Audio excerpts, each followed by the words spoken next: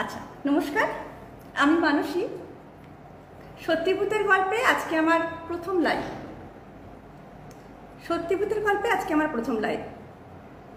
এখানে যারা গল্প বলেন, এত ভালো গল্প বলেন, মানে আমি যাদের যেটুকু আমি সময় সুযোগ করে শুনতে পেয়েছি, এত ভালো সকলে গল্প বলেন, আমি ভাবি যে মানে সত্যি শুনলেও মন ভরে যায়। কিন্তু আমি তো অত ভালো গল্প বলতে পারি না। আমি মূলত লেখিকা, লেখালেখি করি। আর একটা জিনিস হচ্ছে কি, বাচিক শিল্পী হওয়ার জন্য হয়তো আবৃত্তি, শ্রুতি নাটক এগুলোর সঙ্গে আমি অঙ্গাঙ্গিভাবে জড়িত। কিন্তু গল্প বলা, হ্যাঁ, এটা একটা আলাদা প্রতিভার ব্যাপার। এটা কিন্তু আমি খুব একটা দক্ষ নই এই ব্যাপারটায়। হ্যাঁ, আমার নিজের জীবনে হয়তো সেভাবে কোনো অলৌকিক অভিজ্ঞতা এখনো পর্যন্ত হয়নি। কিন্তু আমি না আমার বাবার কাছে ছোটবেলা তার জীবনের না অনেক কাহিনী শুনেছি। আমার বাবা ঠাকুরদার চাকরি সূত্রে ভারতবর্ষের বিভিন্ন প্রান্তে বিভিন্ন সময় থেকেছেন। আর ছোটবেলাটা না, মানে আমার ছোটবেলা, মানে শৈশবটা পুরোটাই যেহেতু চন্দননগরে কেটেছে। আর তখন তো চন্দননগরে এত, মানে চন্দননগর কেন, কোথাও তখন আবাসন এত গড়ে ওঠেনি। আর আমাদের না ছোটবেলাটা একটা সেই রঙিন একটা শৈশব যেটা বলে আমরা পেয়েছি। আর তখন ওই বিশেষ করে মনে পড়ে শীতকালে পড়াশোনা হয়ে যাওয়ার পর লেপ মুড়ি দিয়ে বাবার কোলের কাছে বসে সেই গল্প শোনাটা একটা দারুণ ব্যাপার ছিল। মানে ভীষণ, মানে এখনো যদি মনে পড়ে আমার রোমাঞ্চ জাগে। আর বাবা ভূতের গল্প বলতেন এমনটা নয়, বাবা কিন্তু কখনো শিকারের গল্প শোনাচ্ছেন, রূপকথা, বিভিন্ন জ্ঞান বিজ্ঞানের গল্প শোনাতেন। কিন্তু সাথে সাথে বাবা, আমি যখন বড় হই তখন বাবার কাছে গল্প শোনার অভ্যাসটা থেকেই গিয়েছিল। সব থেকে বড় কথা, আজকে এত বয়সেও কিন্তু আমার বাবা লেখালেখি করছেন এবং উনি এখনো গল্প বলতে ভীষণ ভালোবাসেন। এবং আমি বড় হওয়ার পর আমার বাবার কাছেই শুনেছি, বড় হওয়ার পর আমি বাবার কাছে অনেক গল্প শুনেছি তার জীবনের অভিজ্ঞতার কথা, যেগুলো না আমি ভেবেছিলাম একটা সিরিজ করে, মানে বাবার জীবনের অভিজ্ঞতাটাকে পরপর একটা সিরিজ করে আমি লিখব। তার মধ্যে আমি সত্যিভূতের গল্পে এবং অন্যান্য জায়গায় দুটো গল্প, মানে দুটো তার অভিজ্ঞতা, এটা কিন্তু সত্যি ঘটনা বাবার জীবনে ঘটা, তো দুটো লিখে উঠতে পেরেছি। কিন্তু বাকিগুলো না আমি এখনো পর্যন্ত খুব ইচ্ছে থাকলেও ভেবেছিলাম পরপর লিখবো, লিখে উঠতে পারিনি। নিশ্চয়ই লিখবো কোনো না কোনো সময়। তার মধ্যে আমার বাবার জীবনের একটা ঘটনা আমি আপনাদের সঙ্গে শেয়ার করি, শোনাই। তারপর কিন্তু আমি আমার নিজের লেখা গল্পই পাঠ করব। কারণ ওই যে বললাম, যারা এখানে লাইভ করেন আমি মুগ্ধ হই, তারা ভীষণ ভালো তাদের জীবনের অভিজ্ঞতার কথা বা বিভিন্ন গল্প এত সুন্দর বলেন। আমি কিন্তু খুব ভালো গল্প বলতে পারি না। ওই যে বললাম, ওই আবৃত্তি, শ্রুতি নাটক এগুলো স্বচ্ছন্দ আমি, আর লেখালেখিতে স্বচ্ছন্দ, কিন্তু গল্প বলায় বিশেষ স্বচ্ছন্দ কিন্তু আমি নই। তবুও আজকে ভীষণ ইচ্ছে হলো, বলতে পারেন যারা এখানে লাইভ করেন তারা এত ভালো করেন, তাদের দেখে অনুপ্রাণিত হয়ে ইচ্ছে হলো যে একটা গল্প আমি আপনাদের সঙ্গে শেয়ার করি, আমার বাবার জীবনের অভিজ্ঞতা। সময়টা বহুদিন আগে, মানে আমার বাবা তখন স্কুলে পড়ে, খুব ক্লাস 8-9 আর কি, বাবার কাছে শোনা। ওই যে বললাম ঠাকুরদার চাকরি সূত্রে বিভিন্ন জায়গায় বাবারা থেকেছেন। এই যে সময় আর কাহিনীটা আমি বলছি, তখন বাবারা ডিব্রুগড়ে ছিলেন।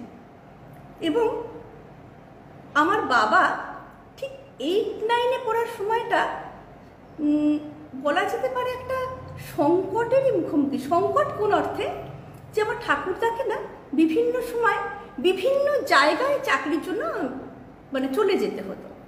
এবার যে সময়ের গল্পটা আমি বলছি, তখন আমার জেঠুরা কেউ চাকরি নিয়ে, কেউ উচ্চশিক্ষার জন্য, কেউ তখন ডিব্রুগড়ে নেই। থাকতেন ওখানে আমার বাবা, আমার ঠাকুমা এবং আমার পিসিমণি।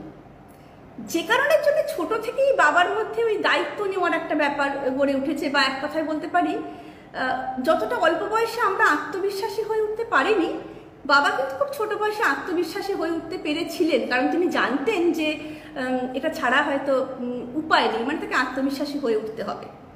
তো 8-9-এ তখন বাবা পড়ে। একদিন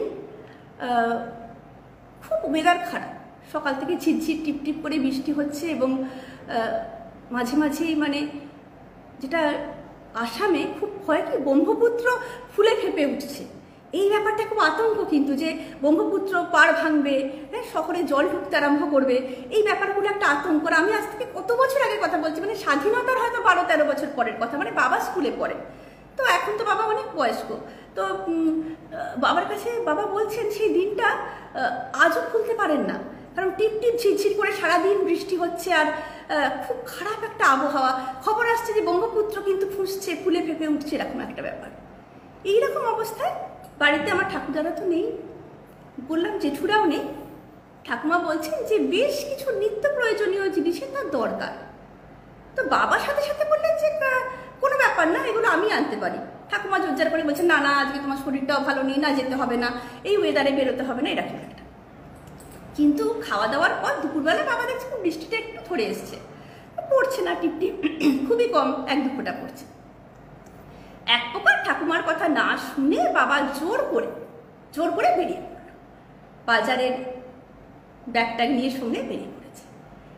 এদিকে আকাশ কিন্তু কালো মেঘে আবৃত হয়ে আছে, আকাশ কালো মেঘে ঢাকা, বৃষ্টিটা সাময়িকভাবে বন্ধ হয়েছে। বাবা ভাবলেন শর্টকাট একটা রাস্তা আছে, সেটা রেল লাইন ধরে যেতে হয়, কিন্তু একটু তাড়াতাড়ি পৌঁছানো যায়। বাবা ভাবছেন আমি সেইটা ধরে চলে যাব, কিন্তু ভয় সেখানে নয়, ভয়টা পাচ্ছেন ফেরার পথটা নিয়ে। ওই রাস্তাটা হয় না যে কোনো একটা রাস্তায় কেউ যেতে ভয় পায়, কারণ ওখানে একটা পুরো বাড়ি আছে, যে বাড়িটার একটা অভিশপ্ত বাড়ি বলে মানুষ ভয় পায়, কারণ সেই বাড়িতে পরপর কয়েকজন আত্মহত্যা করার পর বাকি সদস্যরাও বাড়ি ছেড়ে চলে গেছে, বাড়িটি দীর্ঘদিন পড়ে আছে, বাড়িটি পরিত্যক্ত হয়ে গেছে এবং মানুষ ভয় পায়। এটা তো কোনো জায়গায় একটা রটনাও হয়ে থাকে যে হ্যাঁ এই এলাকাটা খারাপ বা এই বাড়িটা খারাপ, ভয় পান তো অনেক মানুষ। তো বাবা এমনি খুব সাহসী হলেও একটু তো খুব স্বাভাবিক, ছোট ছেলে, তখন একটু গা ছমছম করছে একটাই কারণে যে ফেরার পথটা কিন্তু ওই রাস্তাটা ধরতে হবে, কারণ রেল লাইনের ধরে তো রাত অন্ধকার নেমে গেলে আসাটা খুবই মানে যাবেই না এক অর্থে আর কি। এখন হালকা মানে তখন বিকেল বলে শর্টকাটে রেল লাইনটা ধরে পেরিয়ে গেছে।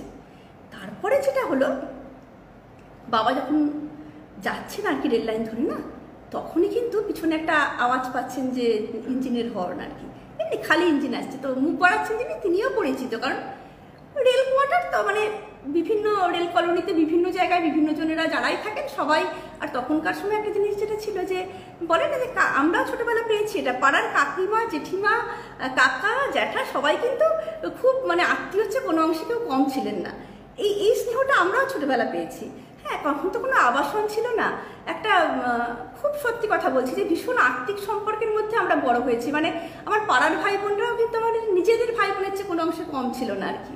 তো বাবাকে তখন সে মুখ বাড়িয়ে বলছে কি রে তুই এখানে কোথায় যাচ্ছিস? বাবা বললেন যে আমায় যেতেই হবে বাজার কাকা, একটু বলছে খুব অন্যায় করেছিস, উচিত হয়নি, ব্রহ্মপুত্র ফুঁসছে, এদিকে আবহাওয়া খুব খারাপ, চল উঠে আয়, আমি তোকে বাজার কাছাকাছি নামিয়ে দিচ্ছি। উনি ওই রেল লাইনের একেবারে এন্ডে একটু বেরোলেই, জাস্ট লাইনটা বেরোলেই বাজার, সেখানে নামিয়ে দিলেন। কিন্তু বললেন বারবার যে যত তাড়াতাড়ি সম্ভব ফিরে যা, কারণ একে তো ফেরার রাস্তা ভালো নয়, আরও ভয় ব্যাপার হচ্ছে ব্রহ্মপুত্র কিন্তু ফুঁসছে এবং ওয়েদার খুব খারাপ, খুব জোর বৃষ্টি আসবে, এরপরে আকাশ কালো করে আছে। বাবা যখন দোকানে গেছেন দেখতে বেশিরভাগ দোকান তো ঝাঁপ বন্ধ হয়ে যাচ্ছে। যে দোকান থেকে বাবার জিনিসপত্র কেনেন, তো সেই ভদ্রলোক বাবাকে দেখে খুব আদর করে, ছোট ছেলে আদর করে বলছে যে কেন এলে খোকাবাবু, আসা তো ঠিক হয়নি আর কি, এইরকম কেউ কি আসে এই ওয়েদারে? কিন্তু ফিরবে কি করে জিনিসপত্র নিয়ে, কোনো রিক্সা পাবে না এই সময়তে। তো ঠিক আছে, তিনি বলছেন যে তুমি দাঁড়াও, আমি দেখছি, এখানে একটি বিহারি রিক্সা চালক আছে, তার নাম বাবুলাল, তাকে যদি আমি ধরে বেঁধে আনতে পারি আর কি বেশি টাকা দিয়ে, সে যদি রাজি হয় তোমাকে পৌঁছে দিতে। যাই হোক, এক অর্থে বাবার ভাগ্য ভালো ছিল যে বাবুলাল রাজি হয়ে গিয়েছিল বাবাকে বাড়ি নিয়ে আসতে। তো বাবা যখন আসছে, আবার সে আকাশ একেবারে ঘন কালো মেঘে ঢাকা এবং টিপ টিপ ঝিরঝির করে বৃষ্টি শুরু হয়ে গেছে। আর বাবুলাল রিক্সা চালাতে সেই রিক্সা চালকটি রীতিমতো ভয়ের কাহিনী হিন্দি বাংলা মিশিয়ে এসে বলছে আর কি যে এই রাস্তা ভালো নয়, হ্যাঁ এখানে অনেকের অনেক অভিজ্ঞতা হয়েছে, এই বাড়িটার সামনে দিয়ে যেতে আমার ঠিক লাগছে না। মানে সে নানা রকমভাবে সে যে ভয় পাচ্ছে বাবা বুঝতে পারছে, কিন্তু সে খুব জোরে চালাচ্ছে। হঠাৎ ঠিক যে মোড়টা বাবা নামটা বলেছিলেন কলিয়ামারি, এরকম কিছু, আমার ঠিক অতটা হয়তো মনে নেই। কিন্তু ঠিক ওই মোড়টায় এসে, মানে যে মোড়টায় ওই অভিশপ্ত বাড়িটা আছে, সেই মোড়টা এসে অদ্ভুতভাবে, আমি আবারও বলছি কিন্তু যে দেখুন, ভৌতিক অভিজ্ঞতা কথা বলবো না, কিন্তু একটা যেটা বাবার নিজের চোখে দেখা একটা ঘটনা, তো এটা উনি বলছেন যে কেমন যেন একটা অদ্ভুত অস্বস্তি হচ্ছে, আর চারপাশের বাতাস যেন ভারী হয়ে উঠছে মনে হচ্ছে। আর তখনই আকাশ কাঁপিয়ে, মানে খুব জোরে একদিকে মুষলধারে বৃষ্টিও নেমে গেছে আর বাজ পড়ছে প্রচণ্ড। ঠিক তখনই রিক্সার চেন পড়ে গেছে, ঠিক সেখানেই চেন পড়ে গেছে, এবং রিক্সা চালক একেবারে ঠাকুরের নাম জপ করতে করতে ভয়ে, মানে ও কোনো রকমে নেমে তখন ওই রিক্সার চেন ঠিক করার চেষ্টা করছে। ঠিক তখনই আকাশ কাঁপিয়ে একটা প্রচণ্ড জোরে বাজ পড়লো, আর ওই আলোতে বিদ্যুৎ, ফুটফুটে অন্ধকার চারিদিক, ওই বিদ্যুতের ঝলকানিতে বাবা যাকে দেখছে তার খুব মুখটা পোড়া, পুরো পোড়া একটা মুখ। হ্যাঁ, কিন্তু এরকম বাবার তখন তাকে কিছু অন্যরকম মনে হয় না, ভাবছে লোকটা পুরো মুখটা পুড়ে গেছে এবং চোখটা ভয়ঙ্কর, মানে সেই দৃশ্যটা আমার ভুলতে পারে না, মানে খুব ভয়ঙ্কর একটা মূর্তি। বাবা কিছু বলার আগে ওই রিক্সা চালকটি না পাগলের মতো রিক্সাটা চেনটা তুলে ঠাকুর ডাকতে ডাকে, জয় বজরং বলে ঠাকুর ডাকতে ডাকতে পাগলের মতো রিক্সা চালাচ্ছে সে, এবং সে কোনো কথা বলছে না। বাবা বলছে এত জোরে চালাচ্ছ কেন? সে পাগলের মতো চালাচ্ছে, এবং চালাতে চালাতে একদম সে মানে হাঁপিয়ে যাচ্ছে, তবু সে খুব জোরে চালাচ্ছে। একেবারে যখন রেল কোয়ার্টারে আলো দেখা যাচ্ছে দূর থেকে, সেই গেটে এসে সে বাবাকে নামিয়ে হাঁপাচ্ছে। বাবা বলছে কি হয়েছে? বলছে আপনি যাকে দেখলেন, সে ভাঙা হিন্দি বাংলা মিশিয়ে বলছে আপনি যাকে দেখলেন সে কিন্তু মানুষ নয়। এবং বাবার একবার মনে হয়েছিল ফিস ফিস করে যেন একটা কেমন লোকটা বলছে যে বাবুলাল যে মাই জানলে চলো, এরকম একটা কিছু বললো, এবং লোকটি বলছে যে হ্যাঁ আপনি যাকে দেখলেন সে মানুষ নয়, কারণ 1 বছর আগে এই লোকটি একটা অ্যাক্সিডেন্টে পুড়ে গিয়েছিল, এবং আমার রিক্সাতে সেই সময় কিছু পাওয়া যায়নি। আমি নিজেও, আমার খুব পরিচিত, আমার একদম কাছে থাকতো, আমার প্রতিবেশী, আমি ওকে আমার রিক্সাতে হসপিটাল নিয়ে গেছিলাম, এবং ও মারা যায়।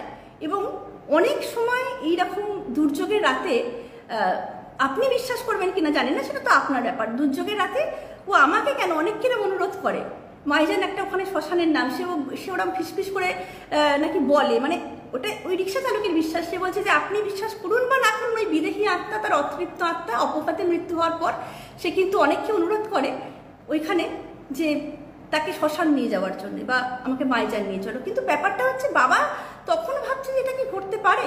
বাবুলালকে বাড়িতে নিয়ে এসে বাবা চাটা খাইয়ে একটু খানিক্ষণ বসে গল্প, সে কিন্তু আমার ঠাকুমাকে পিসিমণিকেও এই গল্প শুনিয়েছে, এবং সে বলেছে যে এটা শুধু উনি দেখেছেন বলেন, এটা অনেকেই দেখেছে। তো সেটা বিশ্বাসের ব্যাপার। যাই হোক, আমি আবারও বলছি, কিন্তু আমার নিজের জীবনে কখনো কোনো অলৌকিক অভিজ্ঞতা আজ পর্যন্ত হয়নি, কিন্তু আমি বাবার মুখে, আমার জেঠু বা পিসিদের কাছেও কখনো কখনো শুনেছি কিছু কিছু গল্প। যদি পরবর্তী সময় আমার লাইভে আসার সুযোগ হয়, আবার আমি বাবার জীবনের আরও কিছু ঘটনা এবং আমার মানে বেশ কিছু রোমাঞ্চকর ঘটনা আরও শোনাবো। কিন্তু আজকে আমি একটু গল্প পাঠ করবো, এই জন্যে আমার মনে হচ্ছে যে আমার নিজের লেখা গল্প ধারাবাহিকগুলো তো পাঠ করতে পারবো না, কারণ দীর্ঘদিন ধরে ধারাবাহিকগুলো চলেছে। ওই যে বললাম যে আপনাদের সঙ্গে আমার একটা আত্মিক সম্পর্ক আছে, কারণ আমার ওই ধারাবাহিকের হাতে খড়ি কিন্তু সত্যি ভূতের গল্প দিয়ে।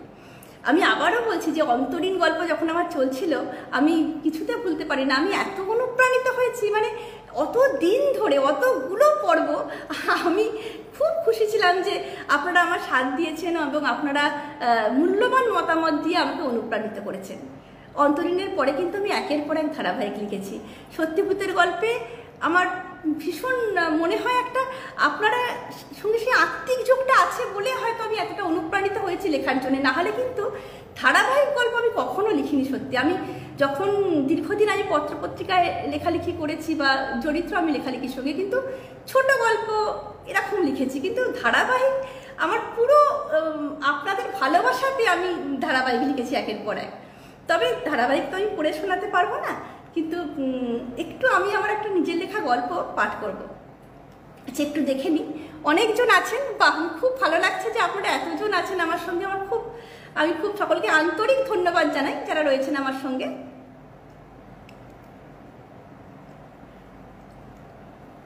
আমি পরে সকলকে নিশ্চয়ই একে একে উত্তর দেবো। আমার খুব ভালো লাগছে যে আচ্ছা অনির্বাণ, অনির্বাণ আছো? আচ্ছা, অনির্বাণের প্রসঙ্গে একটা কথা কিন্তু বলতেই হবে যে অনির্বাণের একটা বিরাট ভূমিকা আছে আমার আজকের এই লাইভে আসার জন্যে। আমি তো গল্প যে বললাম, গল্প তো ভালো বলতে পারি না, তাই জন্যে লাইভে আসবো কিনা একটু দ্বিধা ছিল। তো অনির্বাণ বলেছিল, দিদি আপনার লেখা গল্প আপনি পাঠ করতে পারেন। আমি জিজ্ঞাসা করেছিলাম যে আমি নিজের লেখা গল্প পাঠ করতে পারি? তো অনির্বাণ বলেছিল নির্দ্বিধায় নিজের লেখা গল্প পাঠ করতে পারেন। তো আর যে গল্পটা পাঠ করব তার সঙ্গেও কিন্তু একটা না, তার আগে একটা কথা বলি। প্রথম, আমি না এমনিতেও প্রতিযোগিতা থেকে শতহাত দূরে থাকতে ভালোবাসি। আমার প্রতিযোগিতা ব্যাপারটা কোনো ক্ষেত্রেই জীবনে কোনো পছন্দ নয়। হ্যাঁ, এবার যখন দেখলাম যে সত্যিভূতের গল্পে প্রথম হচ্ছে ইভেন্ট অরণ্যে আতঙ্ক, লিখবো কি লিখবো না ভেবে ভেবে না লিখেই ফেলি, লিখলাম। তো সেই আমার প্রথম প্রাপ্তি। হ্যাঁ, এই পুরস্কার পাওয়া, সত্যিভূতের গল্পে ইভেন্ট অরণ্যে আতঙ্কে যখন পুরস্কৃত হলাম না, বলতে পারেন আগ্রহটা শতগুণ বেড়ে গেল। লেখার আগ্রহটা, লেখার উৎসাহটা শতগুণ বেড়ে গেল। তো সেই যে ইভেন্ট অরণ্যে আতঙ্ক, ওটাতে আমি নিশি ছন্দ বলে একটা গল্প লিখে পুরস্কৃত হয়েছিলাম, পুরস্কার পেয়েছিলাম। তো সেই নিশি ছন্দ গল্পটা খুব ইচ্ছে করছে আজকে আপনাদের কাছে আমি একটু পাঠ করি। নিশি ছন্দ গল্পটা আমার খুব শোনাতে ইচ্ছে করছে আপনাদের। তো এই গল্পটা পাঠ করার আগে একটা কথা বলি, কয়েকটা কথা বলি। এই যে গল্পটা, এটা আমি লিখেছিলাম একটি মেয়ের জবানিতে, যে মেয়েটির নাম ভূমিকা। আমি এই গল্পটা লিখেছিলাম, আমি আবার একটা কথা বলি যে কোথাও কোনো রাজনৈতিক মতাদর্শের ব্যাপার নয়, কিন্তু আমি লিখেছিলাম সারা পৃথিবীর সাদা কালো মানুষ একসঙ্গে ভালো থাক। তো এই একটা বার্তা আমার গল্পের মূল বিষয় ছিল। আমার গল্পের কেন্দ্রীয় চরিত্রের নাম ছিল ভূমিকা। যে মেয়েটিকে নিয়ে আমি লিখেছি, আমার সেই কাল্পনিক চরিত্রের মেয়েটি খুব অল্প বয়সে বাবাকে হারায়। সেই মেয়েটির বিবাহিত জীবনও খুব সুখের হয়নি। মাত্র কয়েক মাসের বিবাহিত জীবনে সে এতটা কষ্ট পেয়েছিল যে বিবাহ বিচ্ছেদ হওয়ার পরে সে এক প্রকার হাঁপ ছেড়ে বেঁচেছিল আর কি। সেই মেয়েটি, সেই আমার গল্পের যে নায়িকা ভূমিকা তার নাম, সেই মেয়েটির মাও যখন মারা গেল, তখন আর কলকাতার ফ্ল্যাটে ওর একা থাকার ইচ্ছেটাই চলে গেল। ওর ছোটবেলার বন্ধু, যার নাম বাদল, যে ছেলেটি ওকে দীর্ঘদিন ধরে ভালোবেসে এসেছে এবং খুব ছোটবেলার বন্ধু হওয়ার জন্যে ওদের মধ্যে একটা আত্মিক সম্পর্ক বরাবরই ছিল, কিন্তু ভূমিকা বাদলকে কখনো বলেনি যে সে তাকে ভালোবাসে, বা অন্য কোনো অনুভূতিও তার ঠিক বাদলের প্রতি সেভাবে জেগে ওঠেনি। কিন্তু বন্ধু হিসেবে একটা ভীষণ আত্মিক সম্পর্ক ছিল। ভূমিকার যখন এরকম একটা সময় চলছে যে তার বাবা তো ছোটবেলা থেকেই নেই, তার আশা ভরসা ভালোবাসার জায়গা তার মাও যখন মারা গেল, তার কলকাতার ফ্ল্যাটে থাকতে আর মন চাইছে না। তখন ভূমিকা কলকাতা ছেড়ে ম্যাকলাক্সিগঞ্জে একটি মিশনারি স্কুলে চাকরি নিয়ে চলে গেছে। এবার সেখানে যাবার পর ভূমিকার ঠিক কেমন অভিজ্ঞতা হলো সেই নিয়েই লেখা আমার গল্প নিশি ছন্দ। আমি গল্পটা একটু পাঠ করার চেষ্টা করছি, আমি জানি না আপনাদের কেমন লাগবে, তবু আমি শোনাই একটু পাঠ করে। ভূমিকা ম্যাকলাক্সিগঞ্জ যাওয়ার পর থেকে আমি শোনাচ্ছি আপনাদের গল্পটা। ভূমিকা ডায়েরি রেখে প্রতিদিন, সে ডায়েরিতে লিখছে 1 জুন 2019 সাল, 1 বছর আগের, মানে সে যে সময় গেছে সে তখনকার কথা লিখছে। সে পৌঁছেছে সেই দিনকেই ম্যাকলাক্সিগঞ্জে। বলছে এখন রাত 10টা, এইমাত্র ডিনার সেরে ঘরে এলাম। আজ যখন এখানে এসে পৌঁছালাম তখন সন্ধ্যা হয়ে আসছে। কলকাতা ছেড়ে আসতে বুকটা একটু চিনচিন করছিল ঠিকই, কিন্তু এছাড়া আমার আর কোনো উপায় ছিল না। প্রচণ্ড কাজের চাপ থাকায় বাদল আমার সঙ্গে আসতে পারেনি, তবে আমার পৌঁছতে কোনো অসুবিধে হয়নি। আমি যার বাড়িতে পেইং গেস্ট আছি তিনি আমার বান্ধবী ক্যামেলিয়ার পরিচিত। ক্যামেলিয়া বহুদিন বাইরে আছে, তো আমি ম্যাকলাক্সিগঞ্জ যাবো শুনে ওই তো আমার সঙ্গে যোগাযোগ করিয়ে দিয়েছিল ফোনে। পৌঁছে দেখলাম বাড়িটা অনেক পুরনো দিনের। গেট খুলে বাড়িতে ঢোকার সময় কেন জানি না আমার ভীষণ নতুন গাছ ছমছম করছিল। চারিদিকে বিশাল বিশাল উঁচু গাছ মাথা তুলে সগর্বে দাঁড়িয়ে আছে। ঝাঁকে ঝাঁকে পাখির দল ফিরে চলেছে বাসায়। জনমানবহীন স্থান, কাছাকাছি কোনো বাড়ি চোখে পড়ল না। ভদ্রমহিলার নাম এলিনা গোমস। উনার সঙ্গে আমার আজকেই প্রথম পরিচয়। এই বাড়িটায় ঢোকার পর থেকেই আমার অদ্ভুত একটা অস্বস্তি হচ্ছে। ভদ্রমহিলা বললেন, আমি এখানে একাই থাকি, কোনো কাজের লোক নেই, তবে তোমার কোনো অসুবিধা হবে না। হ্যাঁ, আমি বললাম, না আন্টি, প্রয়োজনে আমি আপনাকে হেল্প করতে পারি। উনি গম্ভীর মুখে বললেন, না, আমি কাজ করতেই ভালোবাসি। আরও অবাক হলাম ডিনারের পর ওনাকে হুইস্কির বোতল খুলতে দেখে। হ্যাঁ, আমাকে অনুরোধ করলেন, কিন্তু আমি এসবে অভ্যস্ত নই। উনি নিজেই গ্লাসে ঢালতে ঢালতে বলছেন যে একাকিত্বকে ভোলার জন্য আমি নেশাকে সঙ্গী করেছি। অদ্ভুত, সারা ঘরে একটা সিগারেটের গন্ধ পাচ্ছি, কিন্তু ভদ্রমহিলাকে আমি একবারও সিগারেট খেতে দেখলাম না। তবে সিগারেটের গন্ধটা কিন্তু ঘর জুড়ে ঘুরপাক খাচ্ছে। ভদ্রমহিলা বললেন, উনি এখানে একাই থাকেন। ওনার হাজব্যান্ড মারা যাওয়ার পর থেকে উনি একদম একাই এখানে থাকেন, এখানে আর কেউ থাকে না। এখানকার পরিবেশে একটা মাদকতা আছে। উনি বেশ ভালো গল্প করেন। উনি বলছেন, ম্যাকলাক্সিগঞ্জকে তো অনেকেই মিনি ইংল্যান্ডও বলে থাকে। ওনার শ্বশুরমশাই এই বাড়িটা কিনেছিলেন। উনি বললেন, জানো তো, একসময় অ্যাংলো ইন্ডিয়ানদের এখানে রমরমা ছিল। স্ট্যানলি সাহেবের বাংলোয় তখন আসর জমে উঠত। গ্রামাফোনের রেকর্ডের সুরে অভ্যাগতরা নেচে উঠত। ডিসেম্বরের হাড় কাঁপানো ঠান্ডায় ওই বাংলো বাড়িগুলো ঝলমল করতো হ্যাজাকের আলোয়। আর আড্ডা জমতো ফায়ার প্লেসের ধারে। আমি অবাক হয়ে তাকিয়ে আছি। উনি বলছেন, আরে না না, এসব গল্প আমিও আমার শ্বশুরমশাইয়ের কাছে শুনেছি। ওসব প্রাচুর্য দেখার আমারও সৌভাগ্য হয়নি। শুনেছি মুরগির রোস্ট, বিলাতি ওয়াইন, ফরাসি শ্যাম্পেনে নেশা আড্ডা জমে উঠত। আমাকে চুপ করে থাকতে দেখে উনি বললেন, তোমার এসব চলে না তো? আমারও চলতো না। জানো, আমি বিয়ের আগে মুখার্জি ছিলাম, বিয়ে করলাম গোমসকে। তবে জঙ্গলে এসে বুঝলাম জঙ্গলে কিন্তু নেশা আছে। সত্যি বলছি, আমারও মনে হলো জঙ্গলে নেশা আছে, একটা অদ্ভুত মাদকতা। উনি জানতে চাইলেন, তুমি কলকাতা ছেড়ে চলে এলে কেন, এত দূরে ম্যাকলাক্সিগঞ্জে একটা মিশনারি স্কুলে চাকরি নিয়ে? আমি আমার নিজের জীবনের কথা উনার কাছে তুলে ধরতে চাইনি। আমি শুধু বললাম, মাস 6 আগে আমার মা মারা গেছে, আমার কেউ নেই, আর কলকাতায় থাকতে ভালো লাগছে না, তাই চলে এসছি। উনি কিছু বললেন না।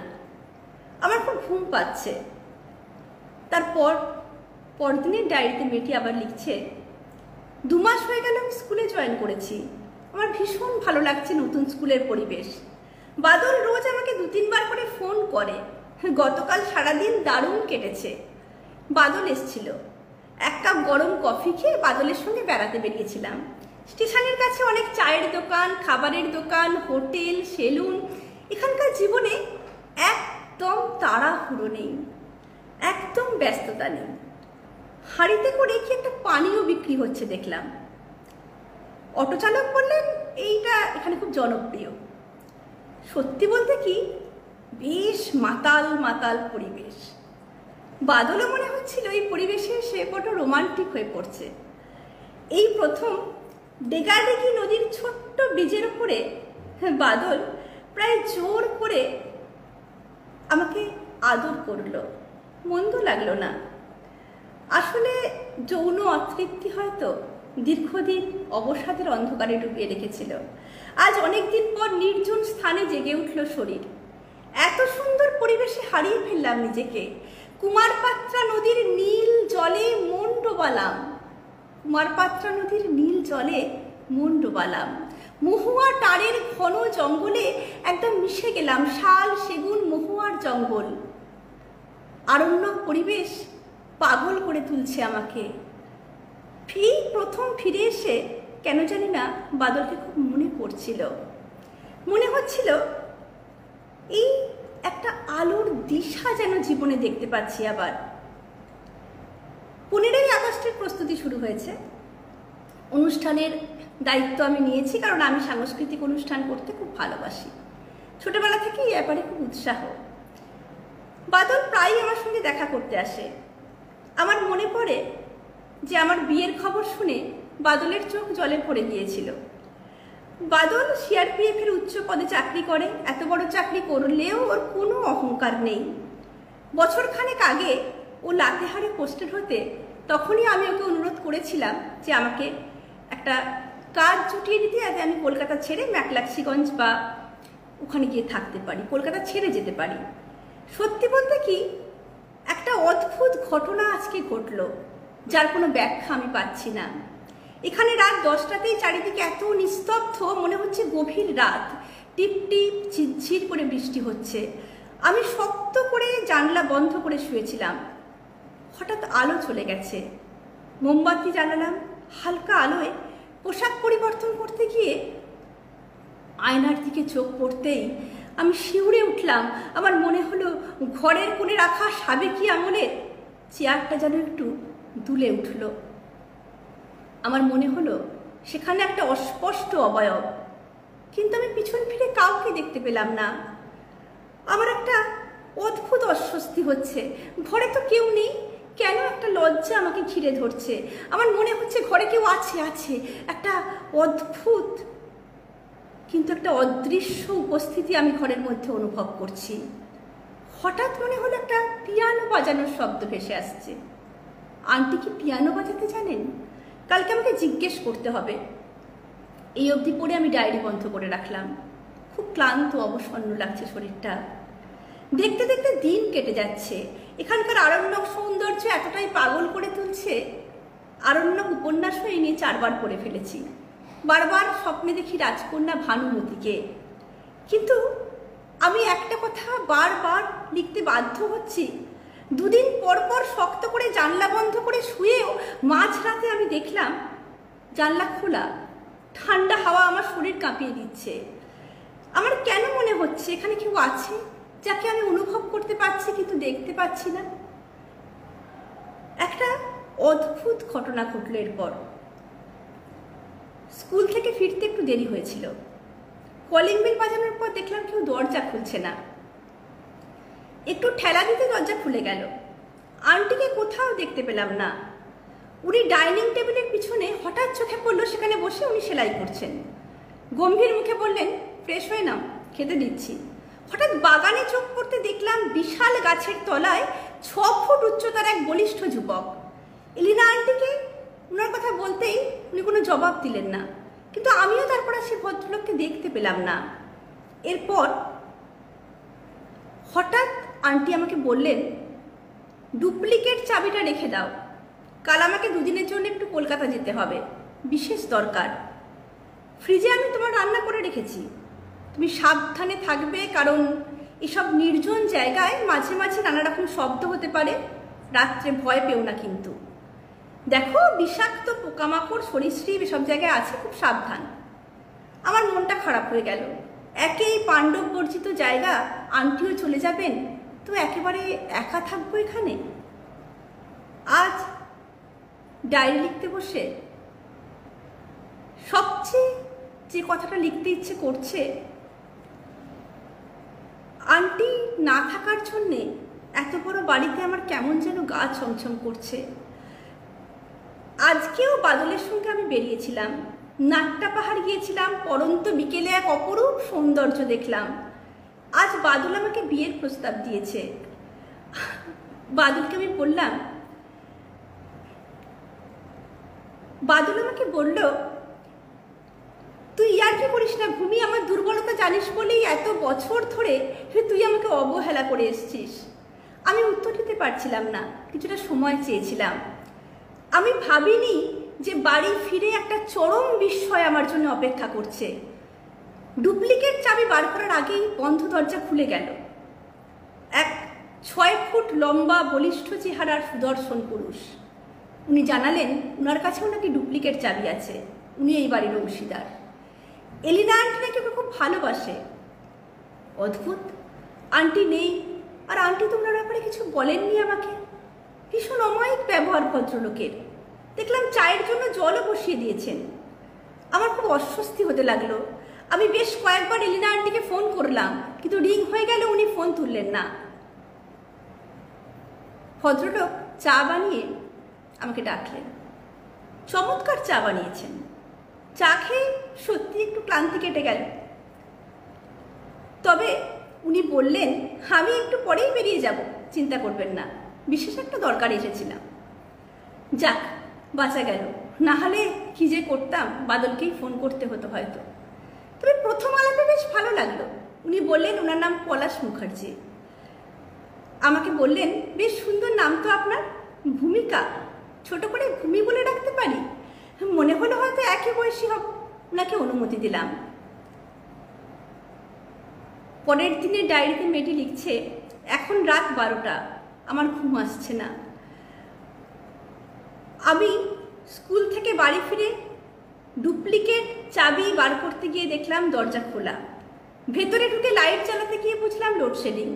মোমবাতিটা আনতে যাব, ঠিক ভেতর থেকেই আওয়াজ এলো, চা খাবেন তো? কিছু ভাবার আগেই পলাশ সামনে এসে দাঁড়ালো।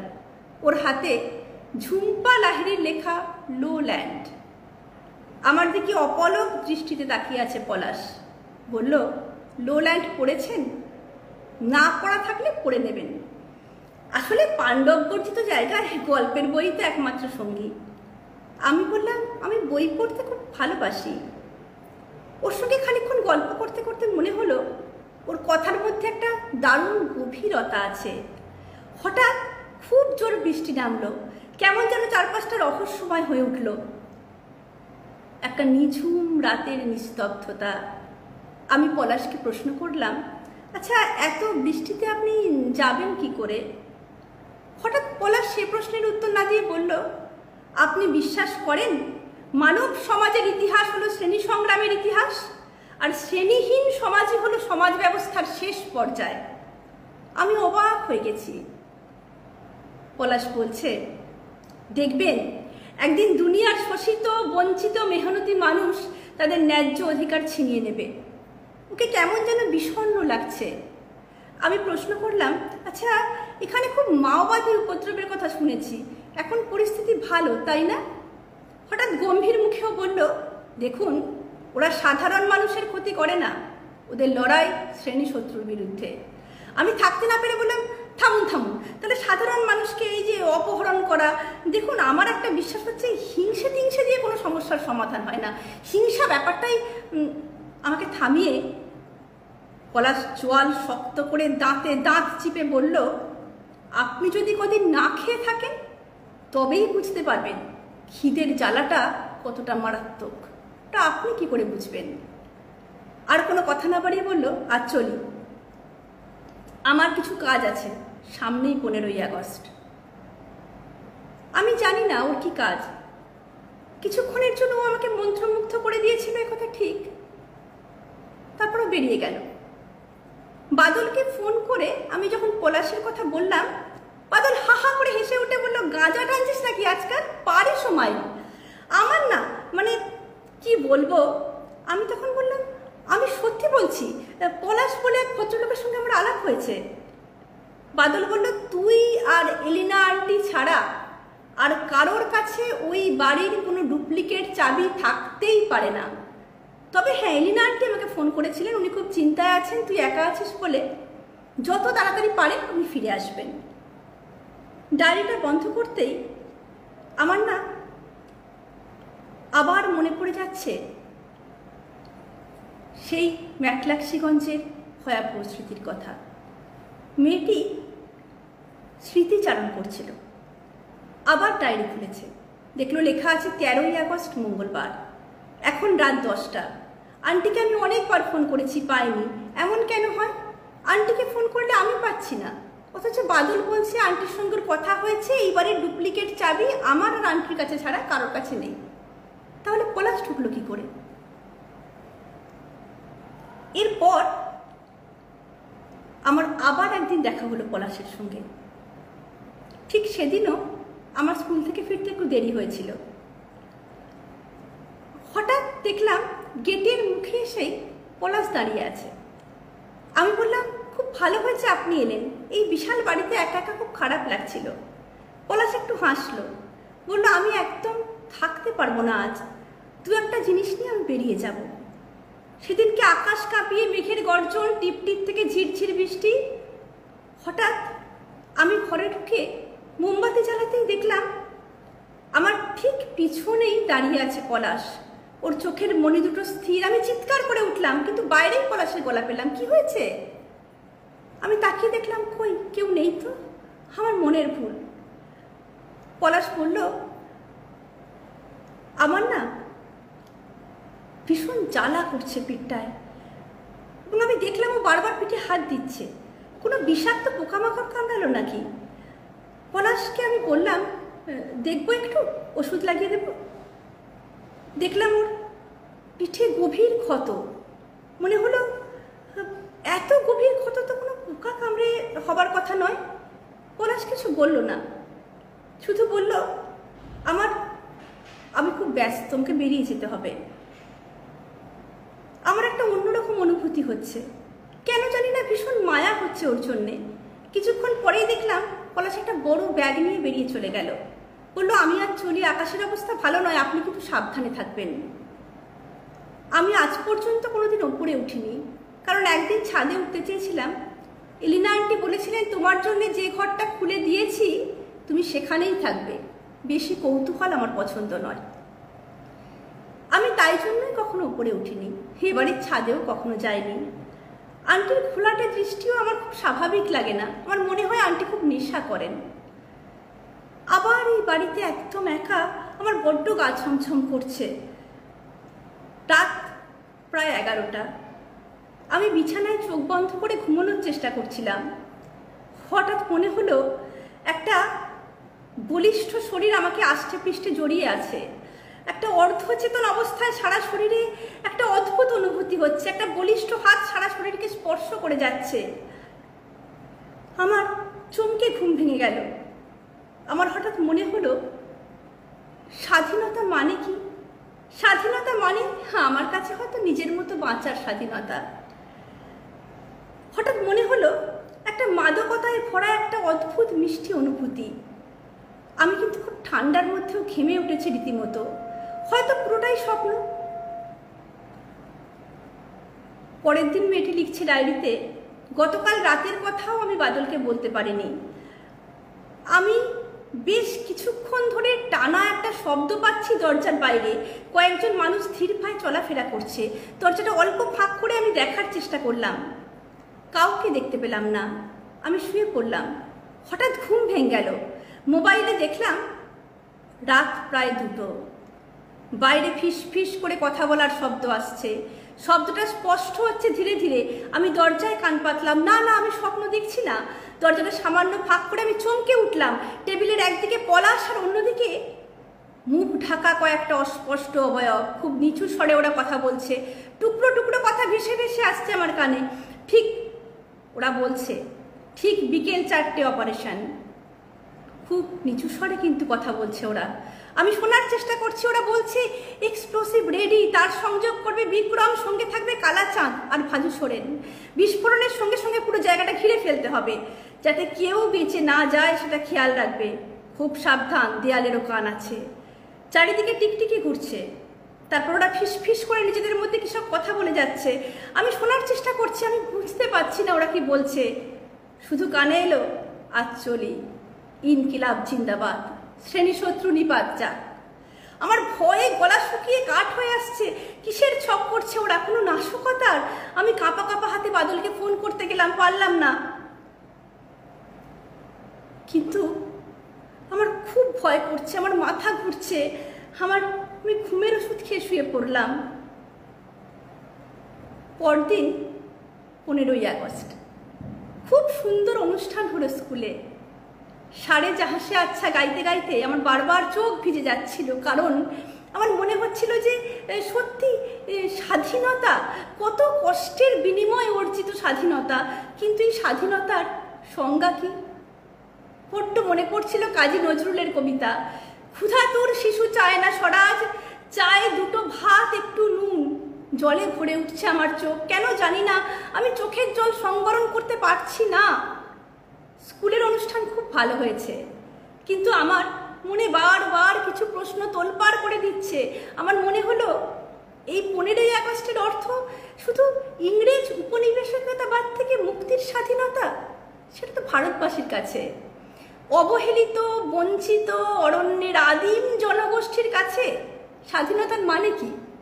যার ভুখা পেটে আগুন জ্বলছে, তার শুধু দুবেলা ভরপেট খাবার চাই, সে বোঝে না স্বাধীনতার মানে। স্বাধীনতা মানে বিভিন্ন মানুষের কাছে বিভিন্ন রকম। হয়তো ভূমিকার মতো মেয়ের কাছে স্বাধীনতার মানে একটু স্বাধীনভাবে বাঁচার অধিকার। ভূমিকা বারবার ভাবছে, পলাশ আজকে এলো না তো।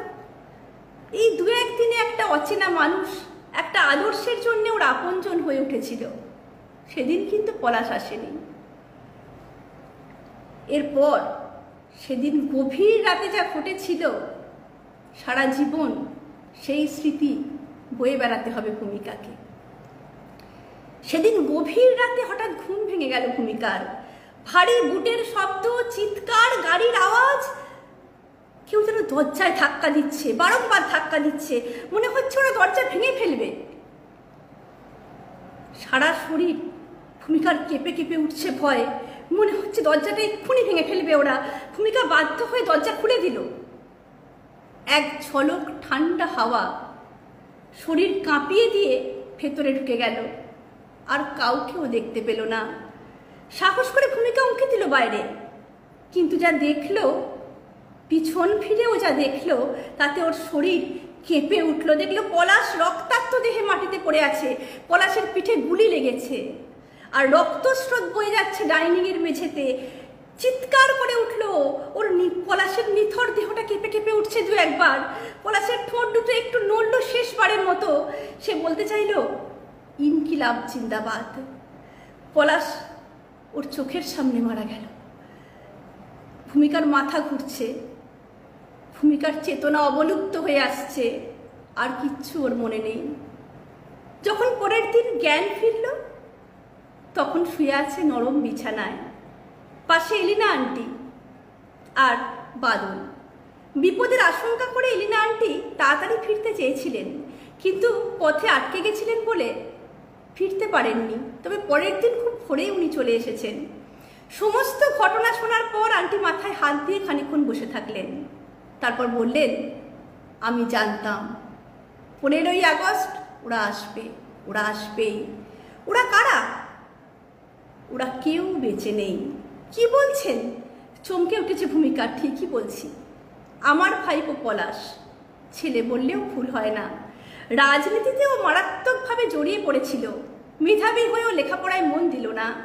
অনেক চেষ্টা করেছিলাম, কিন্তু কিছুতেই ওর কোনো মোহ ছিল না। শুধু রাজনীতির আদর্শের জন্যে পরিবার ছাড়তেও দ্বিধা করেনি। লাতেহার আর পালামৌ জেলার সীমানায় মহুয়াটারে বছর 3 আগে মাওবাদীরা একটা হামলা চালিয়েছিল। পলাশ ছিল ওদের দলে। পুলিশ কর্মীদের নিশানা করেছিল ওরা। ল্যান্ডমাইন বিস্ফোরণের ছক কষেছিল, মোবাইল টাওয়ার জ্বালিয়ে দেওয়ার পরিকল্পনা করেছিল, অপহরণ করেছিল মোবাইল টাওয়ারের এক রক্ষীকেও। বিস্ফোরণের জেরে ওই এলাকার সেতুও ভেঙে পড়েছিল। কান্নায় ভেঙে পড়লেন এলিনা আন্টি, আমি পারিনি।